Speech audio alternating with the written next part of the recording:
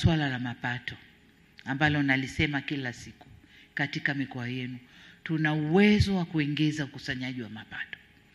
Na kwa mwaka huu tumewaongezea kiwango cha ukusanyaji. Lakini nina hakika mnaweza kufanya zaidi ya hapo. Mnaweza kufanya zaidi ya hapo. Msende kutumia maguvu, lakini kakusanyeni mapato. Hakikisheni mifumo iliyowekwa inafanya kazi vizuri. Fedha inapatikana. Nadhani mwenendo wa ulimwengu mnauona.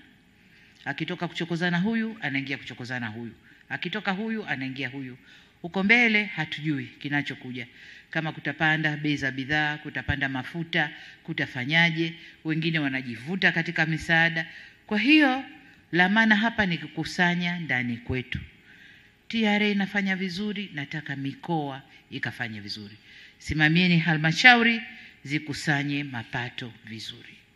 La 4, nirudie kusisitiza kwamba twende tukawasikilize wananchi. Kipindi hiki ni cha mchakato kuelekea uchaguzi, lakini mikoa ipo na nyinyi mpo mnaendelea kuwasikiliza wananchi. Lakini kipindi hichi cha uchaguzi kutokuwa bias. Kama wakuu wa mikoa, kasimameni katikati. Shirikianeni na chama, kasimameni katikati, muendeleze mchujo katika uchaguzi unaokuja.